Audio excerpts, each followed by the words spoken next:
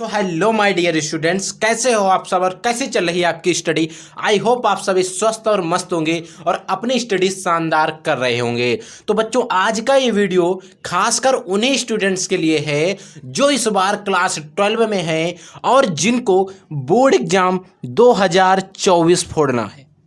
अगर आपको भी बोर्ड एग्जाम 2024 फोड़ना है तो आज का ये वीडियो आपके लिए बहुत ही ज़्यादा इंपॉर्टेंट होने वाला है, क्योंकि बच्चों आज के इस वीडियो के अंदर हम बात करेंगे क्लास 12 बायोलॉजी के बारे में। क्लास 12 बायोलॉजी जो हमारी बुक है, उस पूरी बुक के सभी महत्वपूर्ण चैप्टर के बारे में हम डिस्कस करेंगे और जो हमारे चैप्टर होंगे उनके सबसे महत्वपूर्ण टॉपिक क्या है उन चैप्टर के अंदर वो हम डिस्कस करेंगे। यानी कि पहले तो हम चैप्टर के अंदर घुसेंगे और फिर चैप्टर के बिल्कुल टॉपिक के अंदर घुसेंगे। तो बिल्कुल एक्सप्लेनेशन के साथ आज का वीडियो हम आपके साथ डील करने वाले हैं।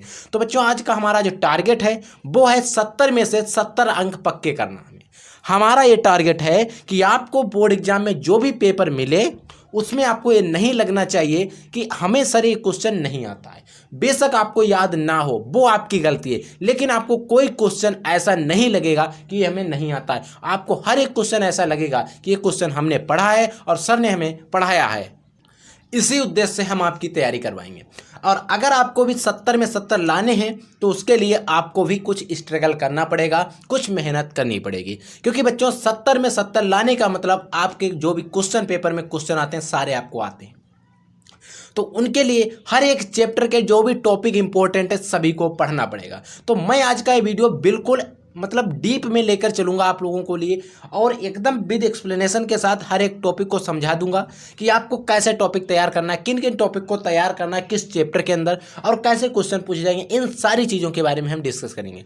वीडियो बहुत ज़्यादा इंपॉर्टेंट होने वाला है, आपके लिए हेल्पफुल होने वाला है। तो अगर आपने अभी तक वीडियो को लाइक नहीं किया है तो लाइक कर देना। अगर आप लोग चैनल पर नए आए हैं तो चैनल को सब्सक्राइब कर लेना, क्योंकि आपकी बोर्ड एग्जाम 2024 की तैयारी से रिलेटेड यहाँ पर आपके लिए हर समय हम अवेलेबल रहेंगे। तो बच्चों, सबसे पहला अगर हम चैप्टर की बात की जाए बायोलॉजी के अंदर, वो है sexual reproduction in flowering plant. English में कहते हैं और हिंदी में कहते हैं पुष्पीय पादपों में लैंगिक जन्म। यानी कि जो पुष्पीय पादप होते हैं उनमें लैंगिक जन्म। इससे पहले एक चैप्टर था हमारा जीवों में जनन। जीवों में जनन। तो बच्चों, जो जीवों में जनन चैप्टर फर्स्ट था वो दिया गया हटा, मतलब इस बार आपके सिलेबस में नहीं है। तो मैं वही चैप्टर पढ़ाऊंगा, उन्हीं चैप्टर के टॉपिक बताऊंगा जो आपके सिलेबस में है। सिलेबस में टोटल कितने चैप्टर हैं बच्चों? 13 चैप्टर हैं और हर चैप्टर के अंदर 4 से 5 या 6 या 7 टॉपिक हैं। उनको अगर आप तैयार करते हो तो मैं कहता हूँ 70 में 70 लाने से आपको कोई रोक नहीं सकता है। जैसे कि पुष्पीय पादपों में लैंगिक जन्म, पहले हम इसको डिस्कस करते हैं। इसमें जैसे कि अगर हम पहले टॉपिक की बात की जाए तो बच्चों हमारे पास है पुष्प की संरचना। अब आपको पुष्प की संरचना ही नहीं पढ़नी है पूरी, आपको पुष्प के भाग कितने होते हैं, आवश्यक चक्र कितने होते हैं, सहायक चक्र कितने होते हैं, आपको जयांग के बारे में भी पढ़ना है, आपको पुंकेसर के बारे में पढ़ना है, स्टिग्मा स्टाइल और ओवरी के बारे में पढ़ना, वर्तिका और वर्तिकाग्र और वर्तिके के बारे में भी पढ़ना है। क्योंकि बच्चों पुष्प की संरचना से रिलेटेड क्वेश्चन आपके बोर्ड एग्जाम में पूछे जाएंगे, ठीक है। और 100% चांस है कि इस चैप्टर के सबसे जो इम्पोर्टेंट टॉपिक होता है वो उन टॉपिक में से एक टॉपिक ए भी है हमारा कि सेक्सुअल वो पुष्पीय पादप होता है उसकी संरचना, ठीक है। फिर दूसरा टॉपिक होता है लघु बीजाणु धानी। अब देखिए लघु बीजाणु धानी इसके मतलब देखिए धानी, आप जो हमारे यहाँ पर धानी होती है उसमें धानी में क्या निकलते हैं? धान। तो लघु बीजाणु धानी यानी कि एक ऐसी जगह जहाँ पर लघु बीजाणुओं का निर्माण हो रहा हो। लघु बीजाणु के निर्माण की प्रक्रिया लघु बीजाणु जनन कहेगी और जिनमें लघु बीजाणु होंगे उसे हम लघु बीजाणु धानी कहेंगे, ठीक है।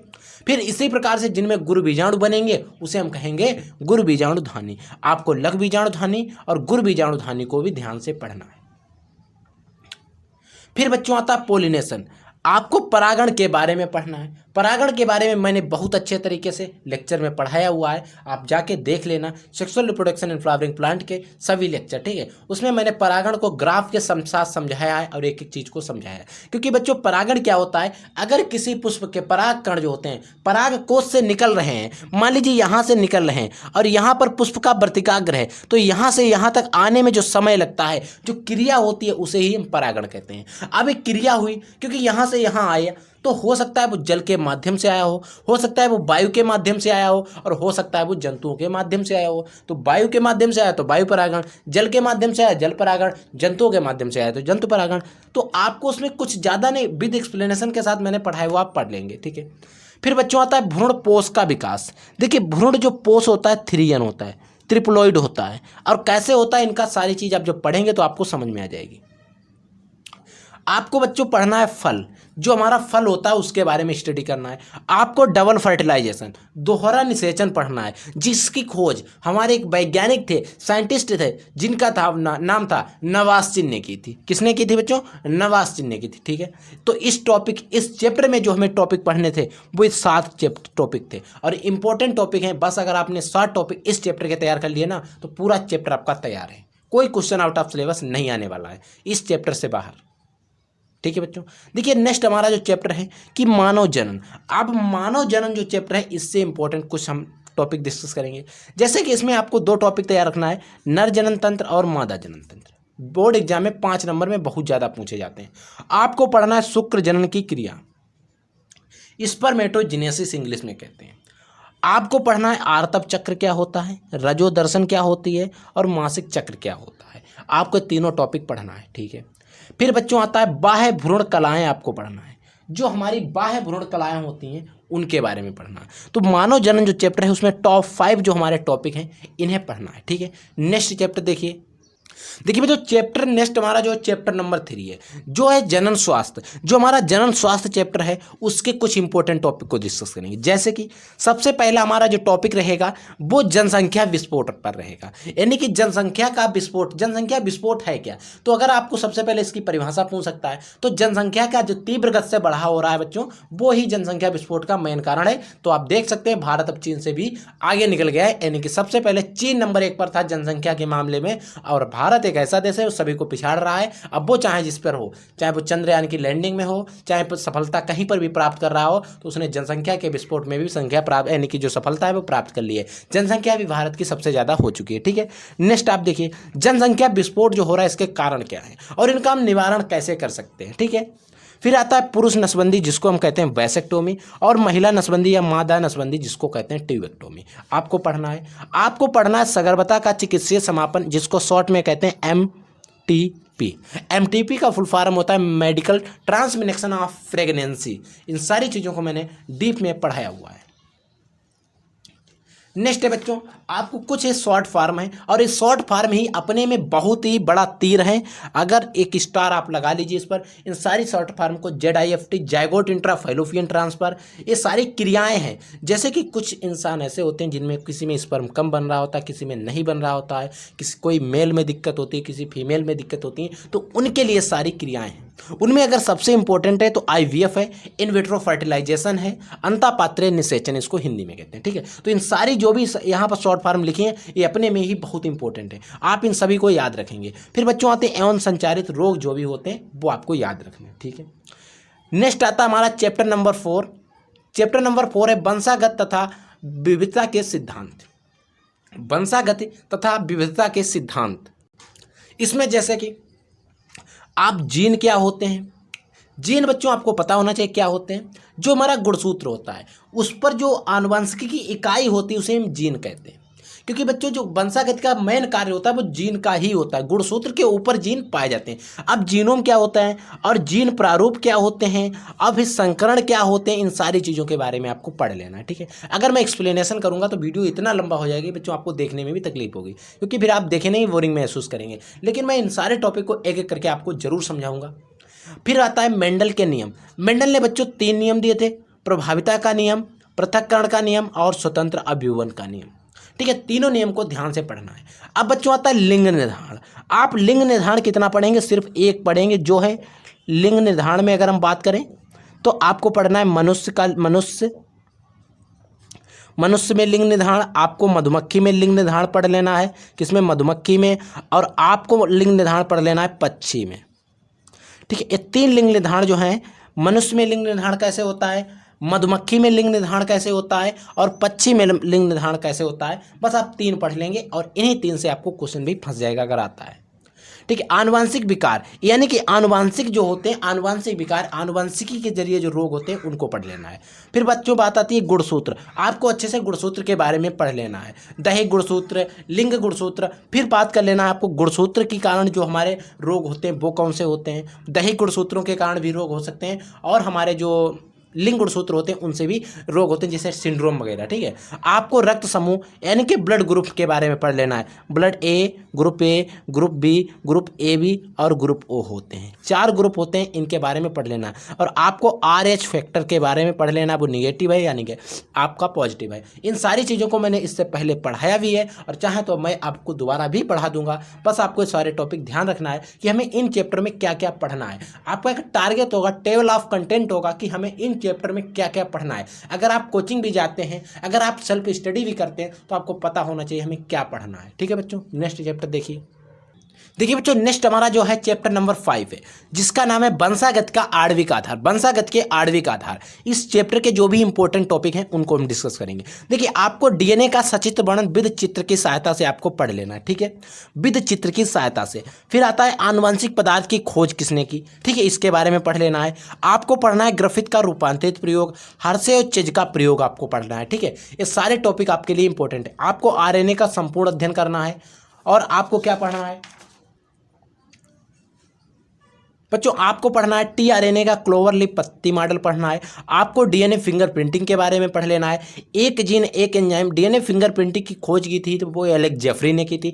एक जीन एक एंजाइम परिकल्पना दी थी, वो हमारे बिडल और टाटम ने दी थी। साइंटिस्ट थे 2, बिडल और टाटम ने मिलकर दी थी। ठीक है बच्चों, नेक्स्ट टॉपिक है, नेक्स्ट हमारा चैप्टर है वो है चैप्टर नंबर 6, जिसका नाम है एवोल्यूशन यानी कि विकास। इसमें आपको जीवन की उत्पत्ति के बारे में पढ़ लेना है।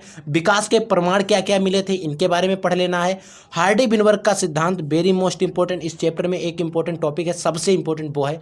और मानव का उद्भव आपको पढ़ लेना है। इतने टॉपिक आपको एवोल्यूशन चैप्टर से पढ़ लेना है। फिर नेक्स्ट आता है बच्चों चैप्टर नंबर 7। चैप्टर नंबर 7 है मानव स्वास्थ्य और रोग। मानव स्वास्थ्य तथा रोग आप में क्या पढ़ना है, आपको रोग पढ़ लेना है और आपको रोग के प्रकार पढ़ लेना है। आनुवंशिक रोग होते हैं, जैविक रोग होते हैं, उपार्जित रोग होते हैं, कई सारे प्रकार के रोग होते हैं, उन सारे रोगों के बारे में पढ़ लेना है।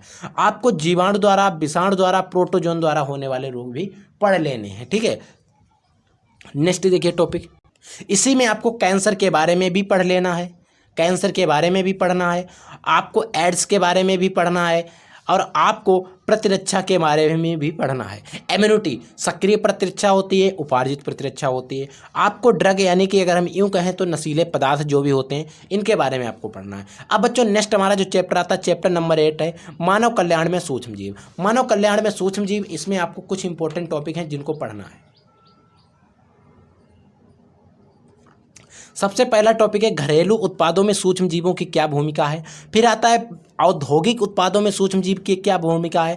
आपको किण्वन पेय जो हम बनाते हैं उसके बारे में आपको पढ़ना है। आप जो हम प्रतिजैविक बनाते हैं एंटीबायोटिक, जैसे पेनिसिलिन से प्राप्त किया गया, पेनिसिलियम नोटेटम से पेनिसिलिन प्राप्त किया गया था। आपको बायोगैस के बारे में पढ़ना है। आपको जैव उर्वरक के बारे में भी पढ़ना है। तो इतने टॉपिक जो हैं चैप्टर नंबर 8 से हैं, 6 टॉपिक आपको इनको ध्यान से पढ़ना है। ठीक है, नेक्स्ट आता है चैप्टर नंबर 9 जैव सिद्धांत, जैव प्रौद्योगिकी सिद्धांत एवं प्रक्रम। ठीक है, इस चैप्टर में आपको क्या क्या पढ़ना है देखिए। इस चैप्टर में आपको पहला टॉपिक जो पढ़ना है जैव प्रौद्योगिकी के बारे में ही पढ़ लेना है। जैव प्रौद्योगिकी के जनक के बारे में पढ़ लेना है, कौन है, इन सारी चीज़ों को पढ़ लेना है। फिर आपको पढ़ लेना है पुनर्योजक डीएनए तकनीक की क्रियाविधि क्या है। आपको प्लाज्मिड और वेक्टर के बारे में भी पढ़ना है। आपको आनुवंशिक इंजीनियरिंग के बारे में भी पढ़ना है और आपको PBR 322 भी पढ़ लेना है।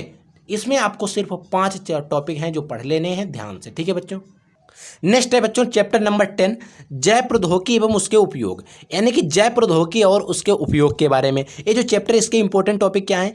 कृषि में जैव प्रौद्योगिकी के क्या उपयोग हैं, हमारी जो कृषि होती है उसमें जैव प्रौद्योगिकी के क्या उपयोग हैं, और हमारे चिकित्सा में जैव प्रौद्योगिकी का क्या उपयोग है। आपको इंसुलिन का निर्माण पढ़ लेना है, आपको जीन चिकित्सा पढ़ लेना है और आपको पारजीनी जंतु पढ़ लेना है। ठीक है, इन सारे टॉपिक को आपको पढ़ लेना है। नेक्स्ट देखिए, नेक्स्ट हमारा है चैप्टर नंबर 11 है जीव और समष्टियाँ। इसमें आपको पढ़ लेना जीव और उनके पर्यावरण के बारे में। आपको पढ़ लेना जीव तथा उनके बीच की पारस्परिक क्रियाएं, धनात्मक पारस्परिक क्रियाएं और ऋणात्मक पारस्परिक क्रियाएं। आपको जलोद्भिद पौधों में क्या अनुकूल होते हैं इनके बारे में पढ़ लेना है। आपको पढ़ना है लवणोद्भिद पौधों में क्या अनुकूल होते हैं, और आपको प्रवासन के बारे में भी पढ़ लेना है, और आपको समष्टि और मृत्यु दर के बारे में भी पढ़ लेना है। ठीक है बच्चों, नेक्स्ट हमारा टॉपिक आता है, नेक्स्ट हमारा जो चैप्टर आता है वो आता है चैप्टर नंबर 12, जिसको कहते हैं परितंत्र। परितंत्र चैप्टर जो इसके कुछ इंपॉर्टेंट टॉपिक हैं जिनको आपको पढ़ना है। पहला टॉपिक है उत्पादकता क्या होते हैं, अपघटक क्या होते हैं, ऊर्जा प्रवाह पढ़ लेना है, और पारिस्थितिक पिरामिड पढ़ लेना है। इसमें से आपको सिर्फ 4 टॉपिक पढ़ लेने हैं और अच्छे से इनको डिस्कस कर लेना है और अच्छे से इनका रिविजन भी कर लेना है। नेक्स्ट चैप्टर देखिए, लास्ट चैप्टर है चैप्टर नंबर 13 जो है, चैप्टर नंबर 13 जो है वो है जैव विविधता एवं संरक्षण। आपको इसमें क्या पढ़ना है, आपको जैव विविधता के बारे में पढ़ना है। फिर आपको पढ़ना है जैव विविधता के प्रकार। जैव विविधता होती क्या, देखिए जैव विविधता क्या होती है बच्चों, जो हम में और आप में कुछ विविधता है, कुछ भिन्नता है, उसे ही जैव विविधता कहते हैं। वो जैव विविधता आनुवंशिक भी हो सकती है और पारिस्थितिक भी हो सकती है। हर जगह पर जाएंगे तो जैव विविधता अलग अलग है। आपके यहाँ की कुछ और होगी, जहाँ पर हम रहते हैं वहाँ की कुछ और होगी, जहाँ पर हमारा स्टूडियो है वहाँ की जैव विविधता कुछ और होगी। यानी कि हर एक जगह पर जैव विविधता जो अलग आती है। हमारी ऑफलाइन कोचिंग है वहाँ की जैव विविधता कुछ और होगी, हमारा कॉलेज जो है जहाँ हम पढ़ाते हैं वहाँ की जैव विविधता कुछ और होगी। यानी कि हर एक जगह की जैव विविधता बच्चों होती है वो अलग अलग होती है। ठीक है, जैव विविधता के संरक्षण क्या क्या है, इसको कैसे हम संरक्षण कर सकते हैं। आपको IUCN के बारे में पढ़ लेना, रेड डाटा बुक। आपको टाइगर प्रोजेक्ट पढ़ना है और हाथी प्रोजेक्ट पढ़ना है। इसके जो 6 टॉपिक हैं आपको ध्यान से और इनको बिल्कुल इत्मीनान से समझना है, पढ़ना है। ये जो थे हमारे 13 चैप्टर इंपॉर्टेंट थे, उनके सभी टॉपिक को मैंने आपको पढ़ा दिया है। अगर आप लोग इतना तैयार कर लेते हो तो मैं कहता हूँ 70 में 70 आपके पक्के हो जाएंगे, क्योंकि इससे बाहर कोई क्वेश्चन नहीं आने वाला है। ठीक है बच्चों, तो अब हम आते हैं किसी एक नए धमाकेदार टॉपिक के साथ, किसी एक नए वीडियो में। तब तक के लिए आप लोग पढ़ते रहिए, आगे बढ़ते रहिए। जय हिंद, वंदे मातरम।